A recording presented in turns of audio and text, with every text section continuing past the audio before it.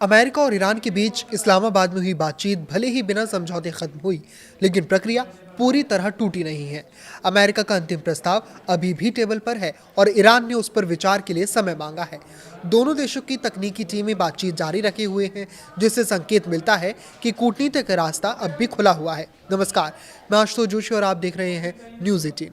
America और Iran के बीच इस्लामाबाद में हुई हाई स्टेक बातचीत आखिरकार टूट गई है, जहां एक तरफ अमेरिकी उपराष्ट्रपति जेडी वेंस ने साफ कहा है कि 21 घंटे की बातचीत के बावजूद कोई समझौता नहीं हो पाया, वहीं अंदर खाने से आ रही जानकारी की कुछ अलग तस्वीर ही पेश करती हुई नजर आ रही है। सूत्रों के मुताबिक ये बातचीत पूरी तरह टूटी नहीं है, बल्कि अब पॉज एंड रिस्पॉन्स यानी इंतजार और जवाब के दौर में प्रवेश कर चुकी है। पाकिस्तान सरकार के करीबी सूत्रों ने बताया कि अमेरिका ने अपनी तरफ से फाइनल और बेस्ट ऑफर ईरान के सामने रख दिया है और अब गेंद तेहरान के पाले में है। खास बात यह है कि अमेरिका ने अपने प्रस्ताव को वापस नहीं लिया है, जिससे साफ संकेत मिलता है कि बातचीत के रास्ते अभी भी खुले हुए हैं। ईरान की तरफ से भी इस प्रस्ताव को लेकर कोई औपचारिक इनकार नहीं किया गया है। इसके बजाय ईरानी नेतृत्व ने इस ऑफर का गहराई से अध्ययन करने और आंतरिक स्तर पर विचार विमर्श के लिए समय मांगा है।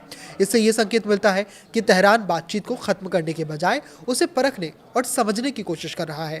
हालांकि सार्वजनिक तौर पर माहौल अलग नजर आता है। जेडी वेंस ने बातचीत खत्म होने के बाद कहा कि समझौता नहीं हो सका और इसके लिए ईरान जिम्मेदार है, क्योंकि उसने अमेरिकी शर्तों को स्वीकार नहीं किया। उन्होंने साफ किया कि अमेरिका का मुख्य लक्ष्य ये सुनिश्चित करना है कि ईरान किसी भी हाल में परमाणु हथियार हासिल ना कर सके और ना ही ऐसी क्षमता विकसित करे। दूसरी ओर ईरानी मीडिया और अधिकारियों का कहना है कि समझौता इसीलिए नहीं हो पाया क्योंकि अमेरिका ने अत्यधिक और अवास्तविक मांगे रखी। इसके बावजूद तकनीकी स्तर पर बातचीत जारी रखने के संकेत दिए गए हैं।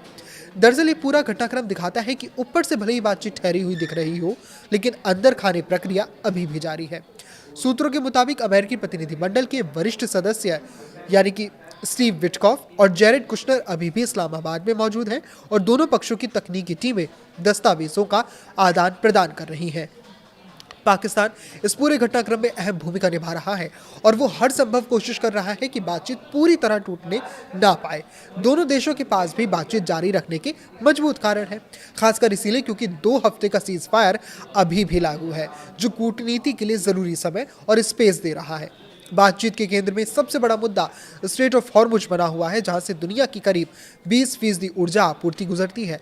अमेरिका चाहता है कि इस रास्ते से वैश्विक जहाज़ों की आवाजाही पूरी तरह सुरक्षित और स्वतंत्र हो, जबकि ईरान इस पर अपने नियंत्रण और उससे जुड़े आर्थिक पहलुओं को लेकर समझौता चाहता है।